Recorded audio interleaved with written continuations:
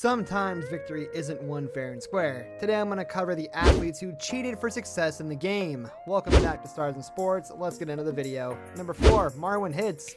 This one was just bizarre and completely weird, but effective at the same time. It has never been repeated in the history of the game since its first time.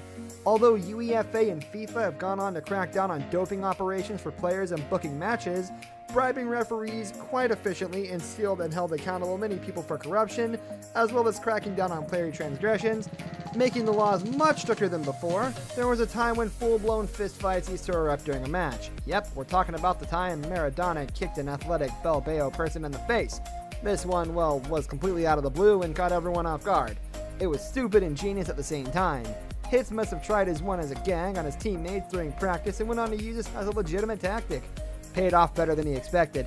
He must have practiced this. It was the only way he could have pulled this off so brilliantly. Alright, enough building up the suspense. Here's what happened. Hits Augsburg FC were playing Köln FC in a Bundesliga fixture in 2015 where a penalty was awarded to Köln FC. Anthony Modest, a very talented young striker, was going to take the penalty, and there was little chance of him missing out on this opportunity.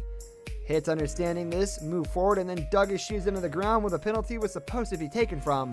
He sabotaged the field and did a little square dance as he did so. Yep, he did a spin. People were wondering what all this was about as other players gathered around Hits. The penalty was eventually taken and Modest fell. The save was made and Augsburg won the match. The cameras caught everything though, and Hits was grilled about it after the match. But he denied all allegations and was pressurized into admitting his mistake, which he did on social media by posting an apology. He was then sent a bill of around 122 euros for damage to the ground, which he gracefully and thankfully paid. He started a charity to pay for realsies for the incident that he caused, and cheating led to the help of many needy people. Unbelievable stuff in Augsburg. Hits went up for the corner. Number 3, Sammy Sosa. He was a record setter in the late 90s, a bona fide star, a future Hall of Famer. He set all sorts of records with his ability to hit home runs. No one could match him. It was unbelievable how strong he was and how great he had his timing on. He was a great asset to the Chicago Cubs. The fans loved him, and he was a national treasure. All was right in his career and his life. Nothing could go wrong. Murphy's Law. When you least expect something to happen, it happens. And lo and behold, in 2003, in a game against the Tampa Bay Devils, he struck the ball with such tremendous force that it broke into two. Fans were amazed and awed. The Cubs fans must have thought their star player was yet another record with his name now. A bat-shattering record. A shattered record. He was the first one to shatter a shattering record. Semantics aside, however, the umpires, when they went on to pick his bat up, they found the bat had cork inside. This was against MLB laws. He was ejected from the game and given a 7-game suspension. Cork does not make it easier to swing the bat because, according to many people, cork makes the bat lighter. This is not the case, although it does allow for better timing as a swing can be made much later for maximum strength. Physics and boredom. Anyways, he was then investigated and he simply stated that he took that particular bat during practice and forgot to place it back. He was investigated thoroughly by the MLB officials by all his bats. Most people thought he had been cheating all along and that all of his records were a bad of knifing and unfair play.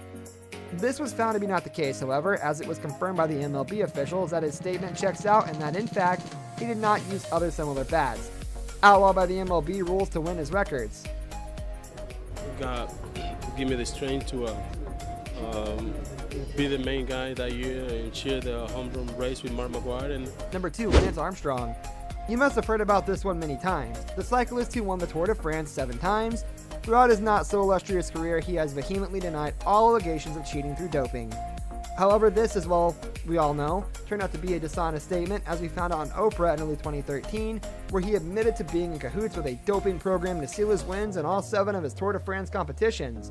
Before that, however, 3 years earlier, a former teammate of his, Floyd Landis, was found guilty of doping through the transfer of oxygen to his body illegally by extracting body fluid from his body and then injecting it back in at points during the race, which helps get blood back into their body and helps them carry on for much longer and cycle much more quickly as the body has an excess of oxygen to burn. Landis was stripped of his 2006 title, but he was not going to go down alone.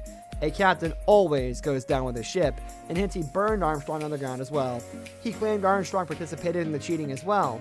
As they had been a part of a sponsorship deal with the U.S. Postal Service, they were taken to court for fraud and Armstrong had to pay around $4 million in the settlement money.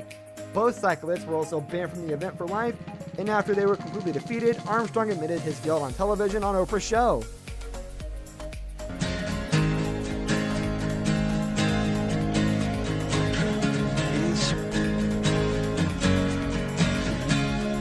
It's so hard. Number 1. Vincenzo Nibali.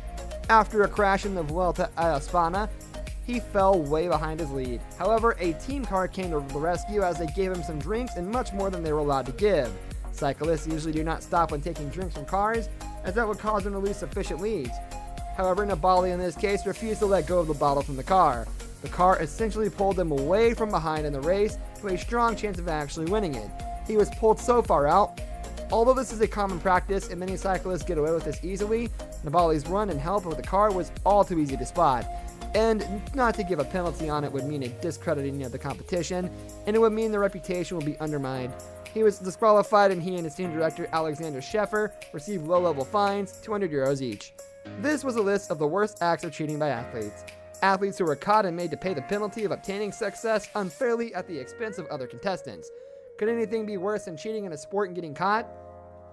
Just 2 kilometers away from winning the race as a 22-year-old and becoming one of the youngest winners ever. Steven Kruijswijk there, sitting on his wheel. This brings us to the end of our video. I hope you enjoyed it. Hit like if you did, and don't forget to subscribe to our channel so you don't miss out on any of our videos in the future. Also, watch the 2 videos that are on your screen, so I'm sure you'll love them. With that, I'll see you in the next video. Goodbye.